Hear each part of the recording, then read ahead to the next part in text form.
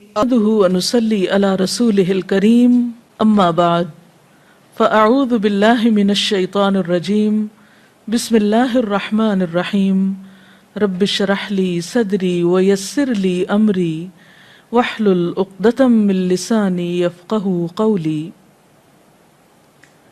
اللہ تعالیٰ کا لاکھ لاکھ شکر ہے کہ ایک بار پھر رمضان المبارک اپنی رحمتوں اور برکتوں کے ساتھ ہم پر سایہ فگن ہے۔ رمضان المبارک اللہ تعالیٰ کی خاص نعمتوں میں سے ایک نعمت ہے۔ یہ وہ مبارک مہینہ ہے جس میں قرآن پاک نازل ہوا۔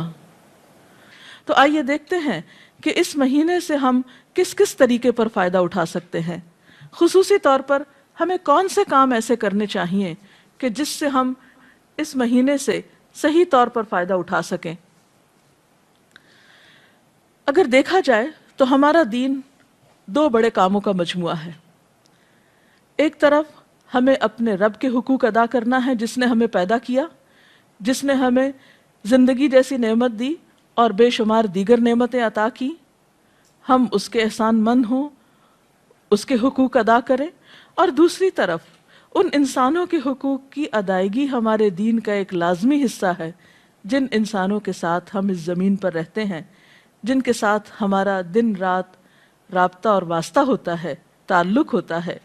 اور ایک انسان کی زندگی اسی وقت پرسکون اور خوبصورت زندگی بن سکتی ہے، اور دوسری طرف اس زمین پر بسنے والے انسانوں کے ساتھ اچھا سلوک کرے، احسان کے ساتھ پیش آئے۔ جو انسان ان دونوں چیزوں کی طرف توجہ دیتا ہے وہی انسان دراصل ایک اعتدال کی زندگی بسر کرتا ہے، جس کے نتیجے میں انسان اس دنیا میں بھی سکون پاتا ہے اور دوسری زندگی یعنی آخرت کی زندگی بھی اس کی خوشگوار ہو سکتی ہے۔ تو آئیے دیکھتے ہیں کہ اس مہینے میں کرنے کے کام کیا ہیں۔ سب سے پہلے حقوق اللہ تعالیٰ کے حقوق، اپنے خالق کے حقوق کی ادائیگی میں نمبر 1 نماز ہے۔ نماز دین کا ستون ہے، ایک مومن اور کافر کے درمیان فرق ہے۔ نماز نبی صلی اللہ علیہ وسلم کے نزدیک آنکھوں کی ٹھنڈک ہے، اور یہ ایک حقیقت ہے کہ انسان کے لیے سکون حاصل کرنے کا سب سے بڑا ذریعہ نماز ہے، جس میں انسان پاک صاف ہو کر پوری یکسوئی اور توجہ کے ساتھ اللہ تعالیٰ کے حضور حاضر ہو کر اس کو یاد بھی کرتا ہے اور اس سے دعائیں بھی کرتا ہے۔ اور اس مہینے میں فرض نماز کے علاوہ خصوصی طور پر نوافل کا اہتمام ضروری ہے، جن میں خصوصاً رات کا قیام تراویح کی شکل میں یا پھر تہجد کی شکل میں، کیونکہ نبی صلی اللہ علیہ وسلم نے فرمایا من قام رمضان ایمانا و احتسابا غفر له ما تقدم من ذنبه، جس نے ایمان اور احتساب یعنی اپنا حساب کرتے ہوئے اور اللہ تعالیٰ سے اچھے اجر کی توقع رکھتے ہوئے صرف اللہ کی رضا کی خاطر رات کا قیام کیا، اللہ تعالیٰ اس کے پچھلے سب گناہ معاف فرما دیں گے۔ تو اس لیے دن کو روزہ اور رات کو تراویح کی نماز، نفل نماز، اس کا خاص اہتمام کرنا بے حد ضروری ہے۔ روزے اور نماز کے علاوہ خصوصی طور پر اس مہینے میں قرآن پاک سے تعلق قائم کرنا چاہیے، کیونکہ یہ وہ مہینہ ہے جس میں قرآن پاک نازل ہوا۔ شہر رمضان الذی انزل فیہ القرآن، رمضان وہ مہینہ ہے جس میں قرآن پاک اتارا گیا ہے، لہٰذا قرآن پاک سے مختلف طریقے پر آپ تعلق قائم کر سکتے ہیں، مثلاً تلاوت کے ذریعے، رات کو تراویح میں سن کر، یعنی آپ ایسی جگہ پر تراویح پڑھیں جہاں کوئی اچھا قاری خوبصورت انداز میں قرات کرتا ہو، یعنی خود تلاوت کے علاوہ قرآن کا سننا بھی ایک عبادت ہے، اور خصوصاً نماز کے اندر اس کا پڑھنا اور سننا عام قرات سے زیادہ اجر و ثواب کا باعث ہے، کیونکہ قیامت کے دن قرآن پاک انسان کے حق میں سفارش کرے گا اور کہے گا کہ یا اللہ اس نے مجھے قیام کی حالت میں پڑھا۔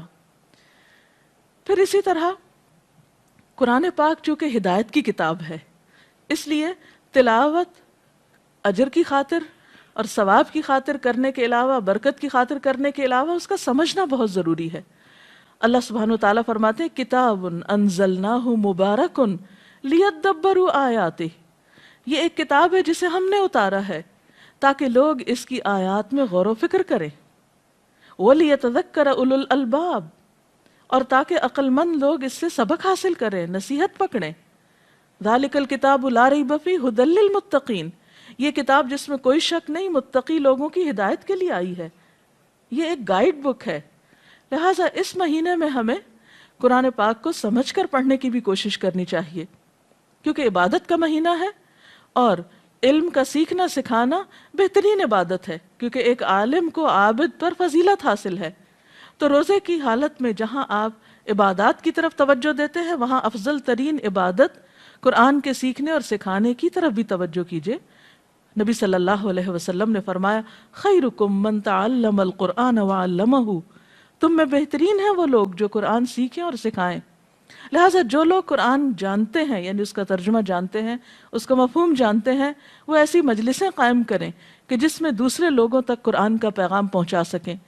اور اسی طرح جو لوگ نہیں جانتے وہ خاص طور پر ایسے علماء اور ایسے لوگوں کے حلقوں میں حاضر ہوں اور وہاں قرآن سیکھیں تاکہ ان کی زندگی میں بھی قرآن کی خیر و برکت نظر آئے، کیونکہ اللہ تعالیٰ اس کتاب کے ذریعے کچھ قوموں کو بلندی عطا کرتے ہیں اور کچھ قوموں کو ذلیل و رسوا کر دیتے ہیں۔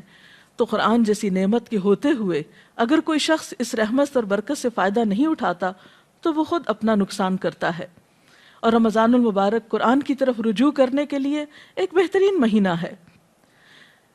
قرآن پاک کے ساتھ تعلق کے علاوہ خصوصی طور پر دعاؤں کا اہتمام کرنا چاہیے۔ روزے کی حالت میں دعا قبول ہوتی ہے، سحری کے وقت دعا قبول ہوتی ہے، افطار کے وقت دعا قبول ہوتی ہے۔ ایک حدیث کا مفہوم کچھ اس طرح ہے کہ افطار کے وقت کی دعا رد نہیں کی جاتی، اس لیے خصوصی طور پر گھروں میں خواتین اپنے بچوں کو، اہل خانہ سب کو افطار سے پہلے دعا کی طرف متوجہ کریں تاکہ ان برکت کے لمحات سے فائدہ اٹھایا جائے۔ اسی طرح قرآن پاک کی تلاوت کے بعد دعا قبول ہوتی ہے، جو عام دنوں کے مقابلے میں رمضان میں زیادہ کی جاتی ہے۔ پھر اسی طرح نمازوں کے بعد، نوافل کے بعد، یعنی بہت سارے مواقع آپ کو رمضان میں ایسے ملیں گے جو دعا کی قبولیت کے ہوں گے۔ ان مواقع سے فائدہ اٹھائیے اور خوب خوب دعائیں کیجیے، اور اس میں اپنے لیے، اپنے اہل خانہ کے لیے، اپنے اہل وطن کے لیے، ملت اسلامیہ کے لیے اور دنیا بھر کے انسانوں کے لیے خوب خوب دعائیں کیجیے، کیونکہ جب انسان دوسروں کے لیے دعا کرتا ہے تو اللہ تعالیٰ اس شخص کے لیے فرشتہ مقرر کر دیتے ہیں جو آمین کہتا ہے اور ساتھ اس شخص کے لیے دعا کرتا ہے جو کسی دوسرے کے لیے دعا میں مشغول ہوتا ہے۔ اور ویسے بھی کسی کے لیے غائبانہ طور پر دعا کرنا جو ہے وہ بھی ایک قبولیت کا باعث بنتا ہے۔ اسی طرح پھر نماز، تلاوت، دعا، ان چیزوں کے علاوہ صدقہ خیرات کی طرف خاص طور پر توجہ دینے کی ضرورت ہے، اور خصوصاً اگر رمضان کے مہینے میں زکوٰۃ ادا کی جائے جو صاحب نصاب لوگ ہیں تو وہ عام مہینوں کے مقابلے میں اس مہینے میں ادائیگی کی وجہ سے زیادہ اجر و ثواب پا سکتے ہیں۔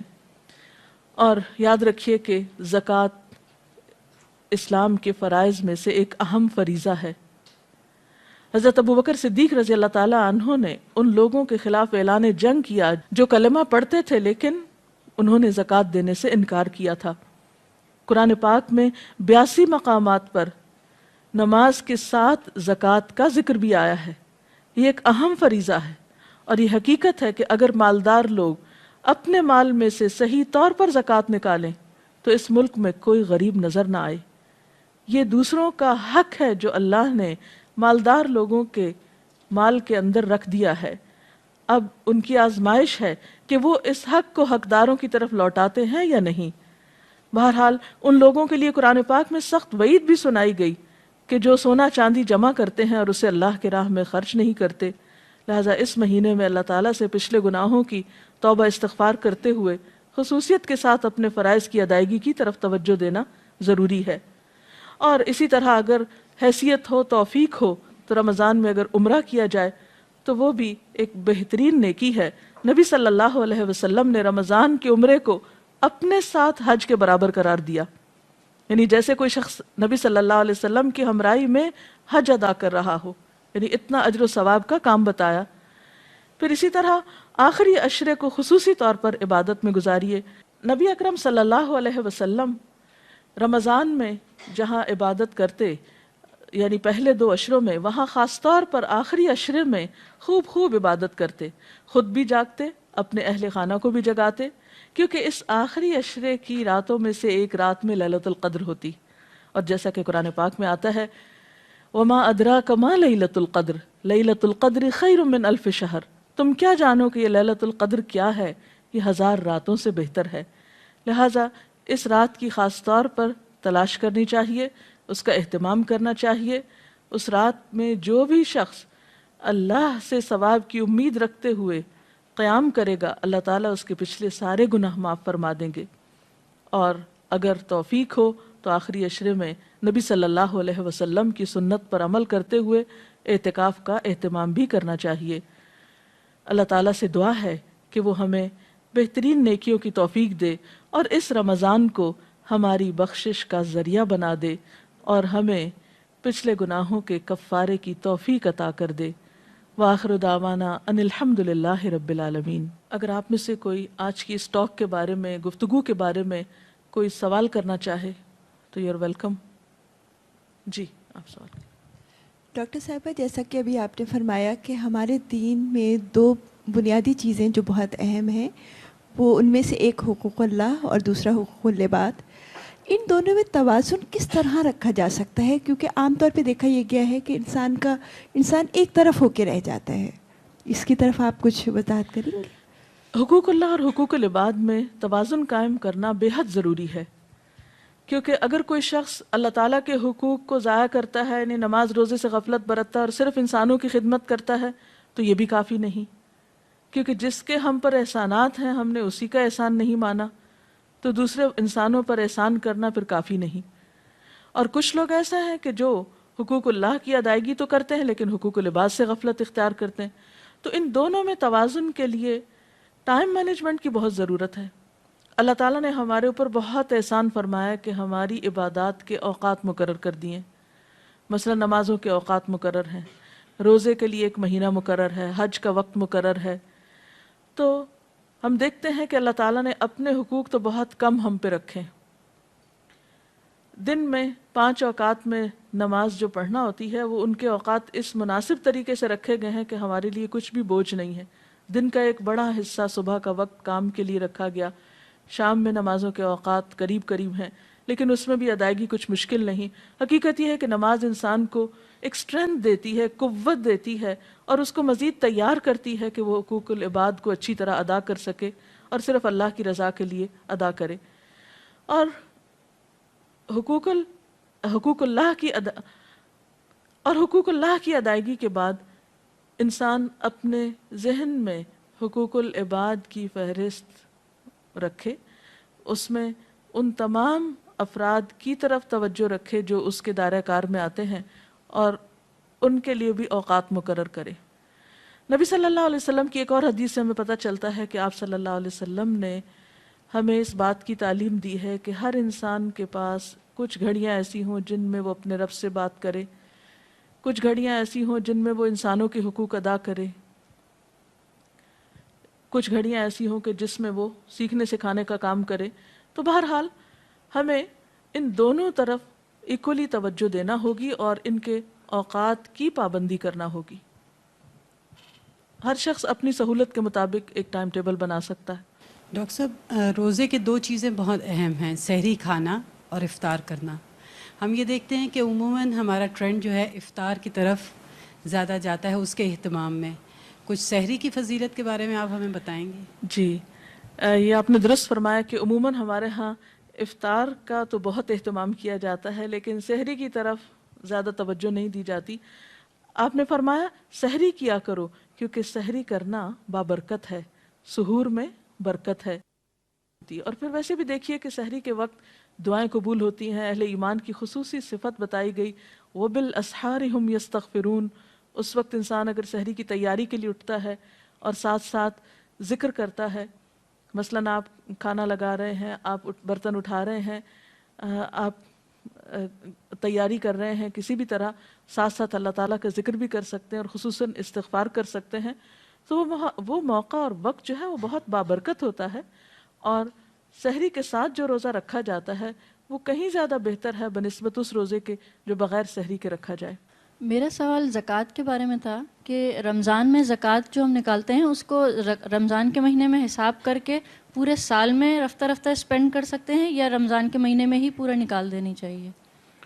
بنیادی طور پر تو آپ زکوٰۃ اس وقت نکالیں گے جب آپ کا سال پورا ہو جائے گا، یعنی ہجری کیلنڈر کے مطابق.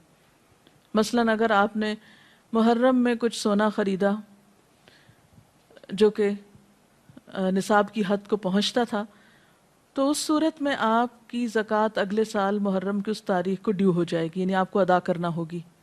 اب ضروری نہیں کہ آپ رمضان تک 8-9 مہینے انتظار کریں اور زکوٰۃ روک کے بیٹھے رہیں اور پھر آپ رمضان میں بھی پوری نہیں ادا کریں اور پھر سال بھر تھوڑی تھوڑی ادا کریں، تو یہ درست نہیں ہوگی، یہ بات درست نہ ہوگی. اس سلسلے میں حکم یہ ہے کہ جب سال پورا ہو تو آپ زکوٰۃ نکال دیں، کیونکہ زکوٰۃ کا مال اگر آپ کے مال میں شامل ہوا تو آپ کے مال کو بھی نقصان پہنچا سکتا ہے. زکوٰۃ کی ادائیگی دراصل مال کی صفائی اور تطہیر کا ذریعہ ہے. اس کے لیے آپ ان ایڈوانس، یعنی مثلاً آپ کی اگر زکوٰۃ محرم میں ڈیو ہے اور آپ اگلے محرم تک سال میں پہلے ہی تھوڑی تھوڑی ادا کرتے رہیں، تو وہ زیادہ بہتر ہے بنسبت اس کے کہ آپ سال بھر گزر جائے اور لوگوں کا پیسہ آپ کے مال میں باقی رہے اور آپ رمضان کا انتظار کرتے رہیں، تو صورت میں یہ درست نہ ہوگا. ہاں یہ ہے کہ آپ رمضان میں ان ایڈوانس زکوٰۃ دے دیں اور محرم میں جب آپ کی ڈیو ہو تو اس وقت تک آپ اپنے فریضے سے فارغ ہو چکے ہوں، تو ایسا کیا جا سکتا ہے. اس کے ساتھ ہی ہمارے آج کے پروگرام کا وقت ختم ہوتا ہے. انشاءاللہ اگلے پروگرام کے ساتھ حاضر ہوں گے.